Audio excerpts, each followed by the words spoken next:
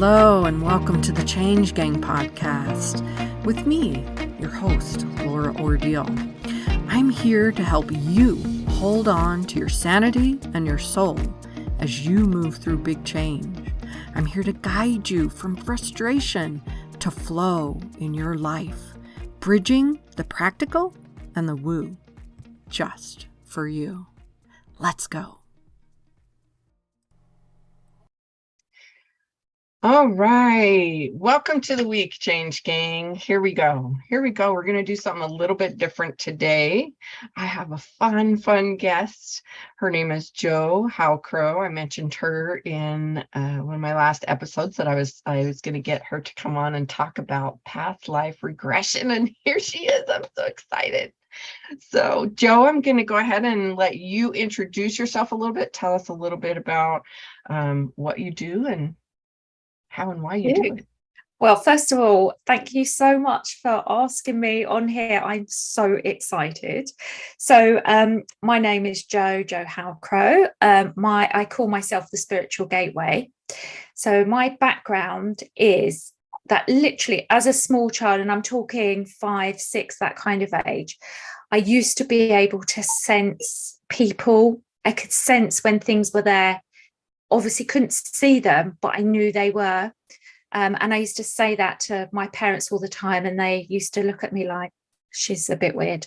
And then I had a really interesting astral travel experience as a 6-year-old child. Happened a few times. And in my child's mind, I thought I could fly. So I used to try and jump off the stairs and climb on, the sideboard and jump to show my family that I could fly, which obviously my mum was like, can you stop doing that? You can't fly. But I couldn't understand because in my dream, I knew it was real that I was flying. So I've always had that side to me. And then as I got older, at 15 years old, I had my first tarot reading done. I was absolutely addicted from then on. I got tarot cards. I learnt them. I had all the books. I would sit there writing notes. And I just used to read for myself. And then somebody, as sort of got older, met my husband, had children. And then someone said to me, have you ever used a pendulum? I was like, I don't even know what that is. So I looked into that. I bought a pendulum, started using that for myself, but loved all of that. Was fascinated when I saw a TV show. This is going back probably about 15 or so years now, on past life regression. I couldn't believe that was actually a thing. And that really sparked my interest. But I had a busy life and I didn't do anything with it. But then 6.5 years ago, I trained as a hypnotherapist. And part of my training was to regress to root cause of the issue. And I thought, hang on, if I can regress to root cause, I can regress to a past life. And it kind of clicked. So I kind of made up my own method, I guess, and started practicing on family, and it was just incredible. And as soon as I started doing it, that was it. I was totally addicted. I did a couple of courses to make sure that I was doing everything that you should be doing, and that the rest is history, as they say. I've literally plowed everything into my every waking thought is about past life, really. That's incredible. That's so cool that you took the journey from that leap in your mind from here, I can go and help and dig up the root cause, and while I'm doing that, why can't I go all the way this far back? Yes. It's interesting, some of the past life regression, like Brian Weiss and someone else that I've read, they kind of ended up in past life regression on accident when they were doing stuff with people, and they ended up but you went after it intentionally. I think that's great. Yes. I did. As I said, I saw this program and I just happened upon it. I was at home with my children and, I was just trying to find something for them to watch, if I'm honest. And so I thought, that looks interesting. And as soon as I saw it, I thought, my God, that's incredible. It was with like kind of semi-celebrities, I guess. No one people would know them in the UK, but not necessarily anywhere else. And it was taking them back to past lives. And I just couldn't get enough of it. I was like, this is incredible. So that really did spark my interest then. I thought I've got to do something with this. Yes. And so one of the things I wasn't sure. So I found you, I came to you, I had a past life regression with you. And I will say going into it that, you hear a lot, I hear a lot when you hear past life regression, for some reason, the people that tell me about it are like, oh, I was this and I got killed this way, and it's somehow pretty dramatic. These things that happen because life is that way. And it was always, in the past, it could be even a lot more dramatic, not to mention all the wars and all those things. So I was a little bit nervous going in. And I will tell you, I kind of set the intention to just let me see kind of what I need right now, but keep it a little bit, just don't get it too dramatic for me. That's what I was thinking in my head. And it was wonderful because it was exactly that type of life that came to me. It was, and Yes. the important part for me at that time was it was exactly what I needed right now in my life. I needed that reminder. I needed that visual of, look, it doesn't have to be hard. It can be a little bit easy. But what do you tell people who are a little bit afraid of coming in and having that traumatic life experience? So I always try to set my clients up so they know exactly what the process is. So I'll talk them through how, because I use hypnosis and people are scared of that for whatever reason. And I try to explain to them, it's not me taking over your mind. You're not going to go into a trance. You're just going to relax and you'll literally just say the first thing that pops into your mind. You're in absolute control. So I try and set the scene for my client and allow them to, really relax into it. Past life can be traumatic. I had a lady that died because a bear caught her, killed her, and then ate her. And that was very traumatic. But that's past life for you. Things were very different there. There was torture, Tudor times, if you go back to Tudor times and you were caught doing something terrible, they either put you in jail and starved you to death, or the other choice, you had a choice. The other choice was they laid you on a board, they put you on, and then they put another heavy board on top of you and squashed you to death.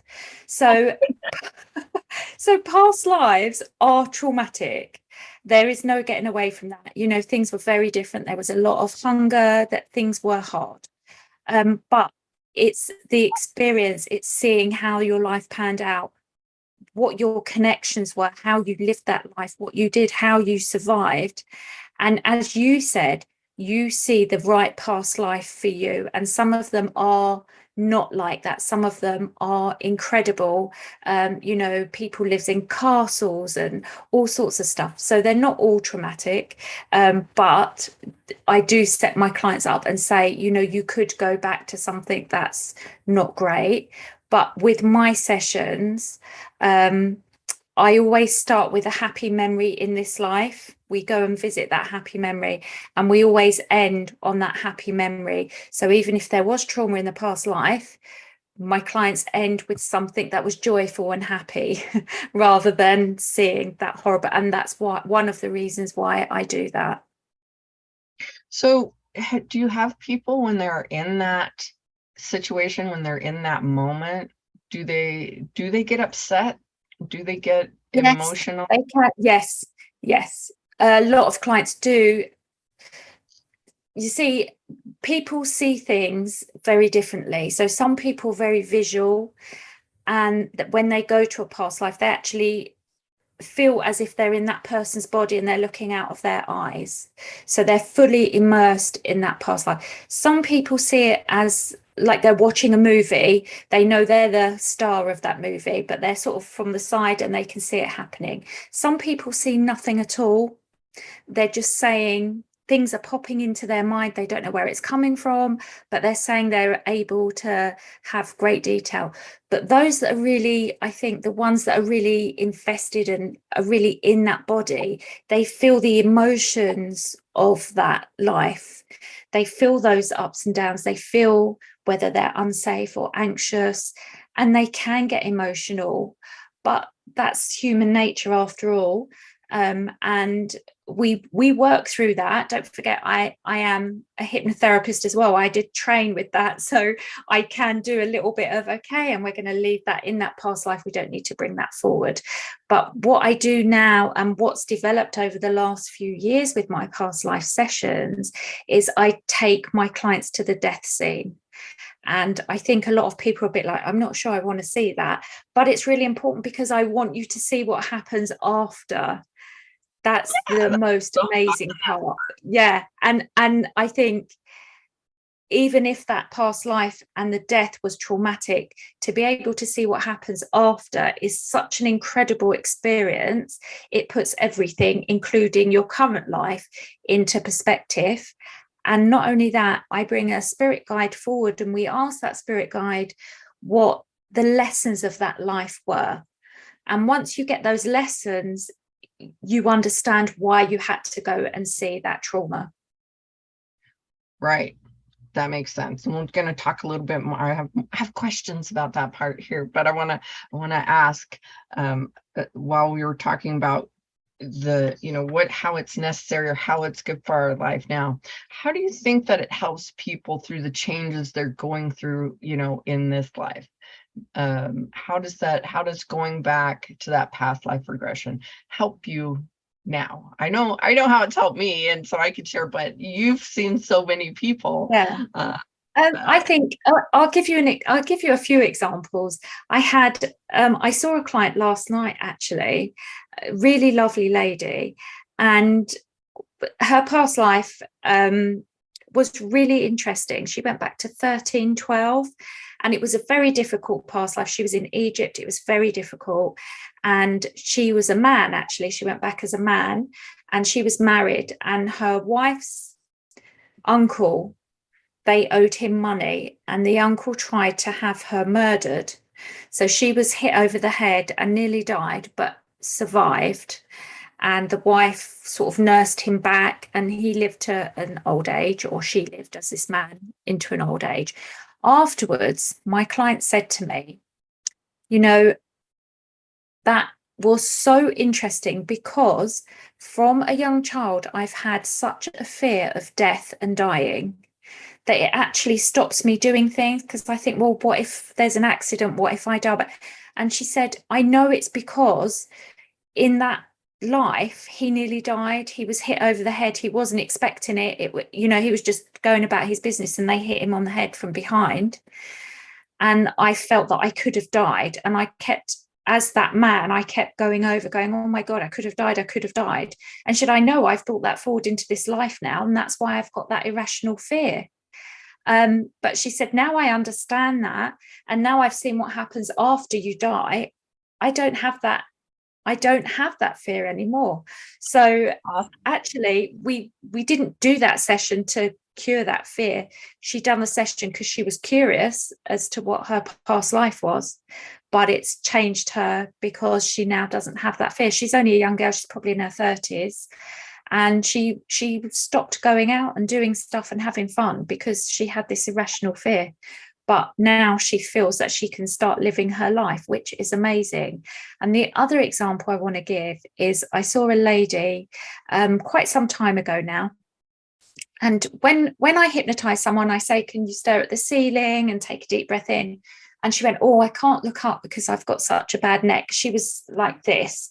And I was like, oh, okay, what's going on with your neck? So she went, I don't know. I've had scans and they can't find anything wrong with it. I've just had it for a long time. When it's bad like this, I'm on really strong painkillers and I just have to put up with it. Anyway, we went to her past life.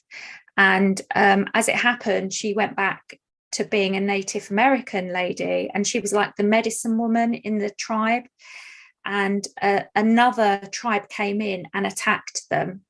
And because she was the medicine woman, they stood her up and made her watch them slaughter all her lovely peaceful people, and then they put twine or twigs or whatever around her neck and hung her from a tree. And where that twine was exactly where her pain in her neck was. Wow. She literally couldn't believe it. So we done a bit of, okay, we know where that pain's come from now. We can leave that behind. You don't need to bring that forward. At this point, I didn't take her to speak to her spirit guides because I didn't do that at that point. This was about 3 years ago now. But we done some work on leaving that pain behind. Anyway, afterwards, when she opened her eyes, she said, by the way, I haven't got any pain in my neck. And she was moving her head like this. And I was a bit like, okay, well, I'm not sure about this, but lovely. Anyway, 6 weeks later, she messaged me and she said, I still haven't got that pain in my neck. I literally can't believe it. Then she messaged me last Christmas and said, oh, hi, Joe, just wanted to check in with you, let you know I've still never had a pain since that point on my neck. That's so great. Yeah, so it can have an amazing effect on your life now. Well, and I think, do you think it's from one of the things that I really talk to people about is the acknowledgement of things in our lives, that sometimes when we simply acknowledge something, then it's ready to flow or move or go through or go away, but when we fight against something or we don't know what to acknowledge, then it kind of can stay stuck in our energy, stuck in our situation. Yeah. So that's a little bit of what happens with that past life is I think so. It's oh, actually that's where that's come from. I'm acknowledging it. I know why I've got that now, and now I'm going to let that go.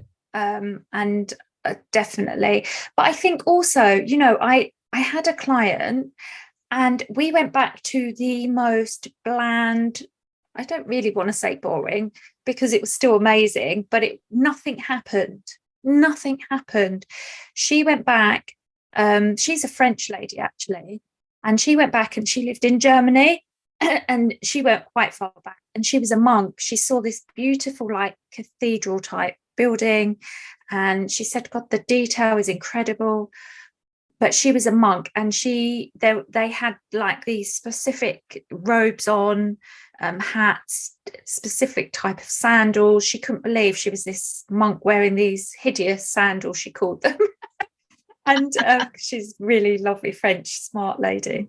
And every scene we went to in that past life, she was either praying or reading. So I was like, I'm going to count you down. Let's go to another scene. And what are you doing now? So she said, I'm praying. Anything else happening? No, nothing. Okay, let's go to another scene. What's happening now? I'm reading. Is anything else happening? No, I'm just reading. And every single scene we went to until he died was either praying or reading, silence, not many people around, not much interaction with other people. And I was thinking, gosh, she's going to be thinking this is terrible. This is an awful past life. But actually, afterwards, she said, my life can be chaos. There's always drama going on all the time. And it was so nice to see that life, to see that I had such a peaceful life and that I was happy with not having lots of stuff. And she said, that's what I crave now, just, having peace and quiet and being able to read and, do what I want to do. So she was meant to see that life to show, because her spirit guide, when we asked, said, you can have that. You don't have to have all this drama all the time. You can have that peace and quiet, and you can bring that with you into this life. So it did mean something to her to have that really bland, quiet, peaceful life. That's a little bit what it was like for me. Mine was a nice life, and it was, it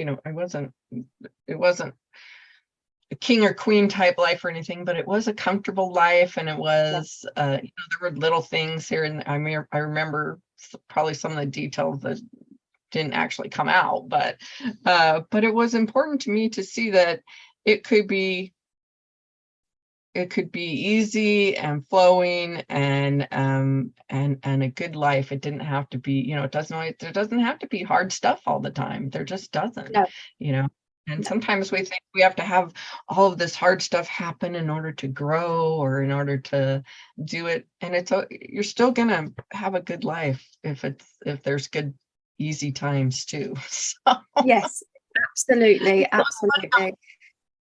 you'd think, oh, that's so boring, but it's like, I not really. It's kind of, that's peaceful to me. So we all It need was, a little. yes. And this So lady, sorry, I was go just ahead. going to say, afterwards, she sent me some pictures. She'd done some research and she found these monks in Germany, and what they were wearing in these pictures and the sandals they were wearing is exactly what she saw. So I thought that was quite an interesting ending to that past life. I love that part, and I'm gonna I get to have you again. So I'm gonna ask you a couple of questions about that. But the one question I want to ask you in the moment for the second is, you go in and you bring someone, you have them look at themselves to decide who they are, what's going on.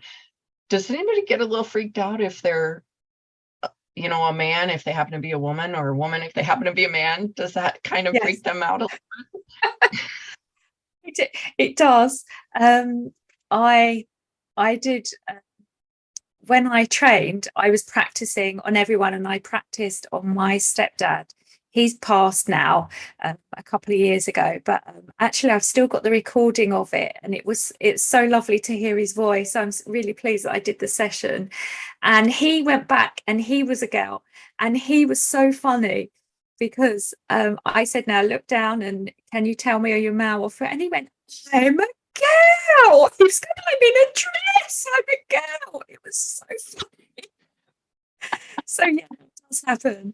And the lady I had last night, the one that had the fear of death, she was a man. So she was like, oh, I'm a man. Oh, I'm a man, So people are surprised by that. So yeah, it's an interest. And then they talk about their wife. Oh, I'm married, my wife's beautiful. And and afterwards they're like, it's so weird. I was a man. That's so weird. But yeah.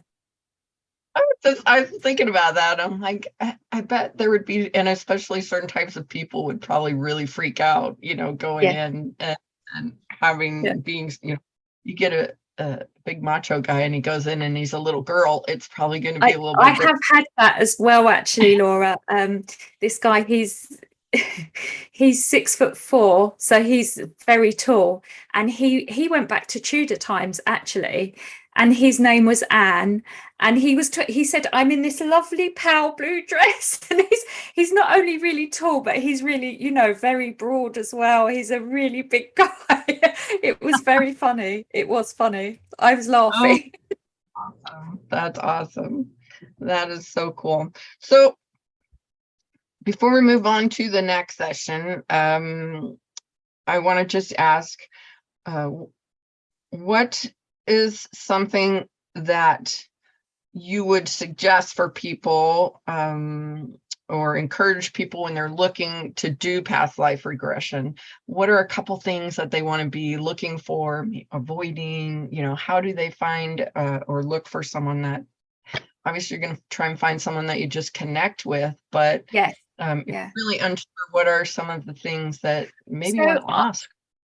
I would say that there are a lot of people that do past life regression, and everyone will have their own kind of take on it. They'll do it in a slightly different way. So, find out, where did they do their training, because some people do this in between lives. So if they've trained the Dolores Cannon method, for example, she was someone from the 60s, 70s, and 80s. She's written lots of books.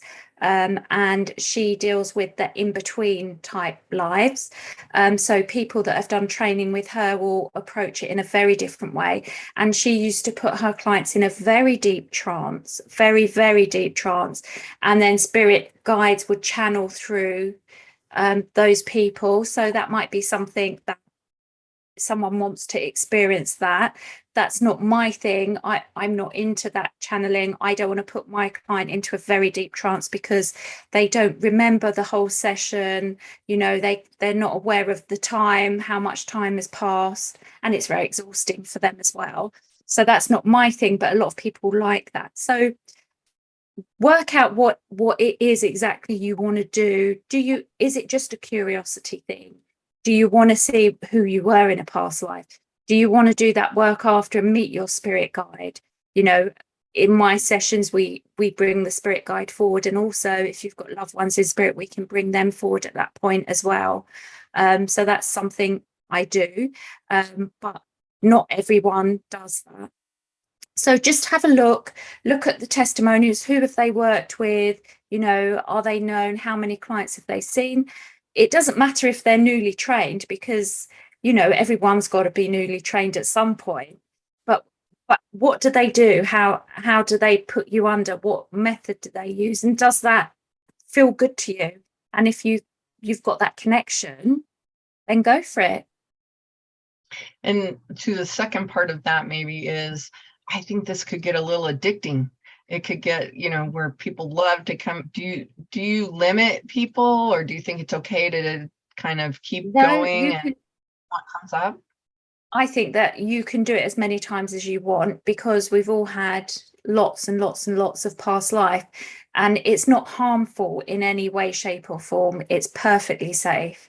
And I think that's the key with this, because people think, oh, you'll put me under hypnosis, you're going to control me.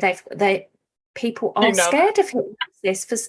I blame Scooby-Doo, but because when they do, oh, we're going to put, and the people become zombies. That is not what hypnosis is. So I would say get over your fear of hypnosis and just go for it. It's not harmful. And if you want it done more than once, then get it done more than once. There is no harm in doing it. It's a really good, fun thing. You could get it done annually as a birthday gift from your partner. If it's something that you really enjoy, why not? That's a great idea. Yes, actually, my last podcast was all about some of the stuff you just said about hypnosis, how people think you're going to go in and control the mind no, that's not. Maybe there's something out there that does that. That's not my way of doing it. So I agree with you there. But okay, Joe, we're going to wrap up this episode, and then, but don't go away because we will be back and we're going to do another episode with Joe. So make sure that you pop in next week and join us, because we're going to go in, we're going to talk about that moment of death and the spirit guides and the people that you bring forward, people and others, because that was a fun thing. Sometimes other little loved ones show up, which I thought was pretty incredible. But for now, we're going to go. I'm going to say thank you so much, Joe. And we'll keep going here in a few minutes. And for everyone out there listening, it'll be on next week's episode. But thank you. Thank you for having me. All right, Change Gang, you come back right here next week and we will finish this up. All right, ciao. I hope today's episode was interesting to you in some way and fun. If so, hey, find someone to share it with. Maybe they need to hear it too, or maybe they'll just enjoy it. If you'd like, go ahead and grab my tips on supercharging your success. It includes a free short meditation to do just that.